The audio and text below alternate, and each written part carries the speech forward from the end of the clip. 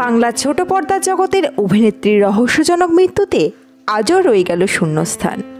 আজও সমাধান হয়নি যে রহস্য মৃত্যুর।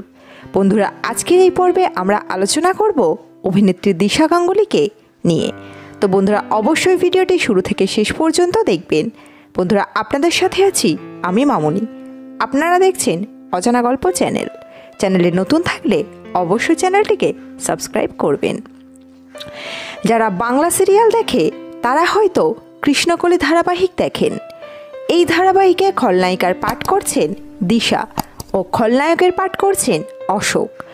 নীল শ্যামার পাশাপাশি দিশা ভিভানের জুটিও হিট ছোট পর্দায়। তবে কি ভিভানের পিছু ছাড়ছে না এই দিশা নামটি? তাহলে খুলেই বলা যাক। 2015 সালে বাংলা টেলিভিশন জগতের একজন অভিনেত্রী সুইসাইড করেন। নাম তার দিশা গাঙ্গুলি। সূত্রের খবর অনুযায়ী অভিনেত্রী দিশা গাঙ্গুলির সঙ্গে ভিভান ঘোষের একটি প্রেমজর সম্পর্ক ছিল। যেদিন টেলি অভিনেত্রী দিশা গাঙ্গুলি আত্মহত্যা করেন, সেদিন ভিভানের সঙ্গে IPL দেখে ডিনার করে অনেক রাতে নিজের ফ্ল্যাটে ফেরেন তিনি। ফিরেও রাত 1টা পর্যন্ত ভিভানের সঙ্গে ফোনে কথা বলেন। ময়নাতদন্তের রিপোর্ট অনুযায়ী জানা যায় এরপরেই দিশা আত্মহত্যা করেন।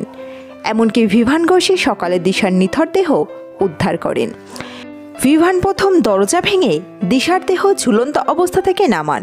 সেদিন ভিভানের কথা অনুযায়ী সকাল থেকে দিশাকে বহুবার ফোন করা হয়। উত্তর না পেয়ে সকাল এসে উপস্থিত হন তিনি। দিশার ওই ফ্ল্যাটে তার সঙ্গে এক বান্ধবীও থাকতেন বলে জানা যায়, যার নাম ছিল সুচন্দ্রা বন্দ্যোপাধ্যায়। সেদিন এই ঘটনা ঘটে যাওয়ার পর এই সুচন্দ্রাও নাকি রেল লাইনে গিয়েছিলেন আত্মহত্যা করতে, কিন্তু পুলিশ তাকে উদ্ধার করে তুলে দিয়েছিল তার বাবা মায়ের হাতে। পরে জানা যায় এই মেয়েটি দিশার বাড়িতেই থাকতেন। প্রসঙ্গত এই দুইজন খুব ভালো বান্ধবী ছিলেন। এদের আলাপ হয় মৌচাক নামে এক সিরিয়ালের সেট থেকে। দিশার মৃত্যুর জন্য অভিনেতা ভিভান ঘোষকে বহুবার জেরা করেছিলেন পুলিশ। দিশার শরীরের ময়নাতদন্তও হয়েছিল।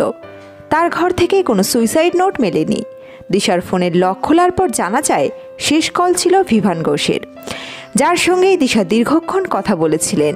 এই ভিভানের সঙ্গে সেই সময় দিশা প্রায় 3টি বাংলা ধারাবাহিকে একসঙ্গে কাজ করেছিলেন। এছাড়াও এই জুটি রিয়েল লাইফেও একসঙ্গে ঘর বাঁধতে চেয়েছিলেন। অন্তত এমনটাই জানা গিয়েছিল অভিনেতা ভিভানের মুখ থেকে। এখন অবশ্য অভিনেতা ভিভান টেলিভিশনের পর্দায় অনেক বেশি সুপরিচিত মুখ। বিয়েও করেছেন বান্ধবী পৃথা মুখোপাধ্যায়কে। 2017তেই গাঁটছড়া বাঁধেন ভিভান। ইন্ডাস্ট্রি সূত্রে খবর, পৃথা অভিনয় জগতের সঙ্গে যুক্ত নন এবং 2016 থেকে প্রেমে শুরু হয় ভিভান ও পৃথার। এরপরেই বিয়ে, কিন্তু আজও দিশা গঙ্গোপাধ্যায়ের মৃত্যুর কারণ অজানা। পুলিশ উদ্ধার করতে পারেনি সুইসাইডের মোটিভ। তো বন্ধুরা, এই বিষয়ে আপনাদের কোনো মতামত ও মন্তব্য থাকলে অবশ্যই কমেন্ট বক্সে কমেন্ট করে জানাতে ভুলবেন না। ভিডিওটি শেষ পর্যন্ত দেখবার জন্য সকল বন্ধুকে অসংখ্য ধন্যবাদ।